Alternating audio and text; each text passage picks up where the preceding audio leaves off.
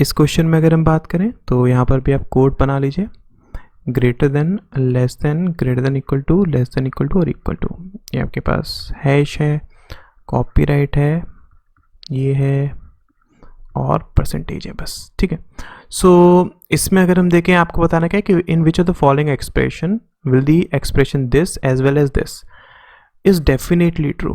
ठीक है, तो एम और ओ के बीच में पहले हम चेक कर लेते हैं आपके पास क्या ये साइन बन पाएगा। फर्स्ट में अगर हम चेक करेंगे तो देखिए आप यहाँ से यहाँ जा रहे हैं, इसका मतलब जो साइन गिवन है वही साइन आप यूज़ करेंगे। आपने यहाँ पर टिक लगा दिया, यहाँ पर टिक लगा दिया, ऑब्वियसली इनके बीच में कोई भी रिलेशनशिप नहीं आ सकता है, तो ये रॉन्ग हो गया यहीं पर। इसमें अगर हम बात करते हैं एम से ओ, ठीक है, तो ऑपोजिट जा रहे हैं आप, इक्वल टू है तो यहीं पर टिक लगाएंगे और कॉपीराइट है तो यहाँ पर टिक लगाएंगे। यहाँ पर अगर हम देखें आपके पास इसकी प्रायोरिटी आ रही है, इसका मतलब सेकंड में ये तो ट्रू हो रहा है। ठीक है, अगर हम इसमें बात करें ए और ई के बीच में, तो ए से ई के बीच में अगर हम देखें हमारे पास इसकी हाईएस्ट प्रायोरिटी चाहिए। ठीक है, तो यहाँ पर क्या गिवन है, ऑपोजिट हम यूज़ करेंगे। आपके पास हैश गिवन है तो यहाँ पर हमने टिक लगा दिया, उसके बाद पाई गिवन है तो यहाँ पर हमने टिक लगा दिया, फिर परसेंटेज गिवन है यहाँ पर, तो हाईएस्ट प्रायोरिटी इसकी है और वही यहाँ पर गिवन है, इसका मतलब ये ट्रू है। तो यहाँ से तो हमारे पास आंसर आ रहा है दोनों का।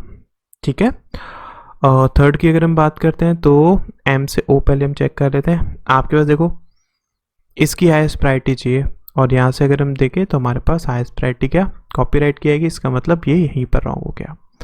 फिर उसके बाद अगर हम एम से ओ की बात करते हैं तो यहाँ पर देख लीजिए आपके पास हम लेफ्ट से राइट जा रहे हैं, मतलब सेम साइंस यूज़ करेंगे। यहाँ पर टिक लगा दिया, यहाँ पर टिक लगा दिया, हाईएस्ट प्रायोरिटी इसकी है और वही गिवन है, इसलिए फर्स्ट वाला फॉलो कर रहा है। ए से ई की अगर हम बात करते हैं तो ए से ई, यहाँ पर देखिए आपके पास क्या क्या हो जाएगा, ये गिवन है, इसका हमें ऑपोजिट यूज़ करना है, मतलब यहाँ पर हमने टिक लगा दिया, फिर हैश गिवन है, यहाँ पर हमने टिक लगा दिया, फिर पाई गिवन है, यहाँ पर हमने टिक लगा दिया, फिर इक्वल टू यहाँ पर टिक लगा दिया। मतलब हाईएस्ट प्रायोरिटी किसकी है, इसकी कॉपीराइट की ही आ रही है, तो ये भी फॉलो कर रहा है, इसका मतलब फोर्थ भी फॉलो करेगा। तो इसका राइट आंसर क्या हो जाएगा, बोथ सेकेंड एंड फोर्थ। ठीक है, समझ में आया। अगर आपको ये समझने में प्रॉब्लम हो रही है तो पहले प्लीज़ जिसमें मैंने कोडेड इनइक्वालिटीज़ को समझाया उसको ठीक से करिए, तब आपको ये सब चीज़ें समझ में आने लगेगी। ठीक है, नहीं तो आप नॉर्मली भी इनको डिकोड करके भी कर सकते हैं, but that will take time. ठीक है, चलिए नेक्स्ट क्वेश्चन देखते हैं। इस क्वेश्चन में क्या है, उसने बोला है कि विच of the following symbol should replace the question mark in the given expression in order to make this as well as this definitely true। ठीक है, सो अगर हम बात करें इनके बीच में और के से एफ के बीच में, आपको डेफिनेटली ट्रू प्रूव करवाना है, तो इनमें से क्या क्या आ सकता है, हमें ये चीज़ फाइंड आउट करनी है। तो इसको अगर मैं, चलो ये इसमें ज़्यादा कुछ हमें लिखने की ज़रूरत नहीं है, तो इसको हम डिकोड करके ही कर लेते हैं। जैसे कि एक्स है, ये ग्रेटर है एफ से, ये ग्रेटर देन इक्वल टू है एल से, क्वेश्चन मार्क है, वाई है, इक्वल टू है के से। ठीक है, तो यहाँ पर आपके पास क्या क्या आ सकता है, अगर हम इसकी बात करें, ये आपके पास क्या है कि X is greater than Y, इसका मतलब यहाँ पर आपके पास ये साइन आ सकता है। ठीक है, आपके पास ये भी साइन आ सकता है और इक्वल टू भी आ सकता है। ठीक है, ये तीन साइन पॉसिबल है, राइट। अगर हम एक्स और वाई के रिस्पेक्ट में देखते हैं, तो अगर हम के से एफ के रिस्पेक्ट में देते हैं, इन दैट केस देखो हमें क्या बताना है कि K is smaller than equal to F. अगर smaller than equal to F आपको के को बताना है, इसका मतलब यहाँ पर या तो इक्वल टू आ सकता है, ठीक है, या फिर ये साइन आ सकता है, राइट। इसका मतलब क्या, हम इन दो साइंस को यूज़ कर सकते हैं। तो ये दो साइंस आपके पास कौन कौन से, देखो एक तो परसेंटेज है और ये आपके पास ग्रेटर देन इक्वल टू वाला कौन सा है, ये है, मतलब क्या, थर्ड एंड फोर्थ। ठीक है, तो इसका राइट आंसर डी हो जाएगा।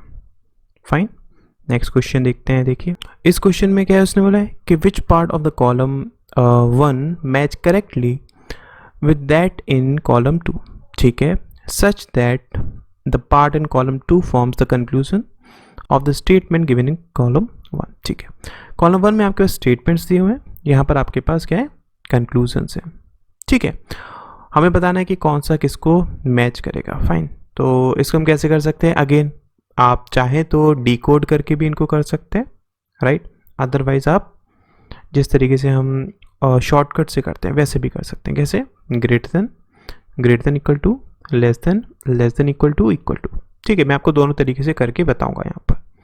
सो ये क्या आपके पास स्मॉलर है, मतलब यहाँ पर आ जाएगा। कॉपीराइट आपके पास ग्रेटर है, ओके, ये आपके पास पाई यहाँ पर आ जाएगा, यहाँ पर आ जाएगा, और ये यहाँ पर आ जाएगा।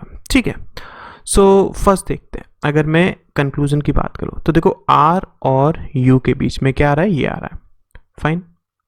तो अगर हम चेक करें पहले वाले में, ठीक है, आपके पास R से आपको U जाना है, तो कैसे आ सकते हैं आप? R से T जाइए, T से U जा सकते हैं। ठीक है, अगर मैं R से T जाऊँगा तो मैं राइट से लेफ्ट जा रहा हूँ, इसका मतलब जो भी यहाँ पर गिवन है उसका मैं ऑपोजिट यूज़ करूँगा। यहाँ पर मैंने टिक लगा दिया, ठीक है। फिर T से U, फाइन, T से U जा रहा हूँ, जो है वही यहाँ पर टिक लगा दिया। दोनों में से आपके पास इसकी प्रायोरिटी ज़्यादा है, मतलब क्या, यही आपके पास बन रहा है। तो फर्स्ट आपके पास इससे मैच करेगा, मतलब क्या, 1A, ये तो आपके पास करेक्ट है।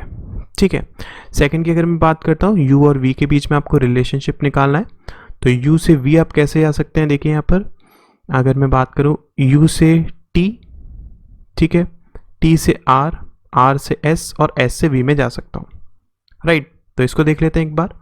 अगर मैं U से T गया तो मैंने यहाँ पर टिक लगा दिया, ठीक है। फिर T से मैं R गया, मैंने यहाँ पर टिक लगा दिया, ठीक है। फिर R से मैं S गया, मैंने यहाँ पर टिक लगा दिया, ठीक है। फिर उसके बाद S से मैं V गया, मैंने यहाँ पर टिक लगा दिया। तीनों में से हाईएस्ट प्रायोरिटी इसकी है और वही यहाँ पर गिवन है, इसका मतलब 1B भी आपके पास करेक्ट है। ठीक है, समझ में आया कि नहीं आया? अब मैं इसको एक बार प्रॉपरली, जैसे कि अगर हम डिकोड करके करना चाहते हैं तब कैसे कर सकते हैं उसको देख लेते हैं। पहले मैं R और U के बीच में रिलेशनशिप देखता हूँ। इसको हम क्या बोल सकते हैं कि R is either greater than और इक्वल टू U। ठीक है, ये आपके पास रिलेशनशिप निकालना है, मतलब ये कंक्लूजन है। स्टेटमेंट में अगर मैं चेक करता हूँ तो T is smaller than equal to R and then T is equal to U। तो यहाँ से देख लीजिए इनके बीच में रिलेशनशिप यही आ रहा है ना, इसलिए आपके पास फॉलो कर रहा था। अगर मैं U और V की बात करता हूँ तो U और V भी देख लीजिए आप। पहले U इक्वल टू है किसके, T के, ठीक है। फिर उसके बाद ये T इज आपके पास क्या हो जाएगा, smaller than equal to R, ठीक है। फिर उसके बाद R is smaller than S, फिर उसके बाद S is equal to V। इनके बीच में रिलेशनशिप देख लीजिए, आपके पास यही आ रहा है। ये कहता है U is smaller then V, ठीक है।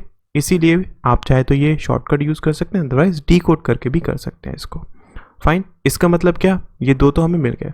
तो ऑप्शंस में अगर हम देखें, ये कैंसिल आउट, ये कैंसिल आउट, ये कैंसिल आउट, इन दोनों में से कोई भी हो सकता है, फाइन। तो हम अब सेकंड को चेक कर लेते हैं दोनों कंक्लूजन से। पहला अगर मैं R और U की बात करता हूँ, ठीक है, R आपके पास यहाँ पर है और यहाँ पर भी है, U आपके पास यहाँ पर है। तो R से T, ठीक है, R से अगर मैं T जा रहा हूँ, यहाँ पर इसको थोड़ा सा मैं रब करता हूँ। अगर हम R से T जा रहे हैं, मतलब क्या, राइट टू लेफ्ट जा रहे हैं, तो ऑपोजिट यहाँ पर मैंने टिक लगा दिया।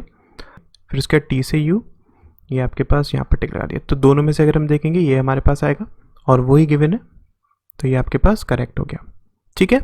सेकंड की अगर हम बात करते हैं तो U और V के बीच में आपको रिलेशनशिप देखना है, राइट। तो आप कैसे आ सकते हैं, U यहीं पर गिवन है, U से पहले मैं T क्या है यहाँ पर, इक्वल टू, यहाँ पर मैंने टिक लगा दिया।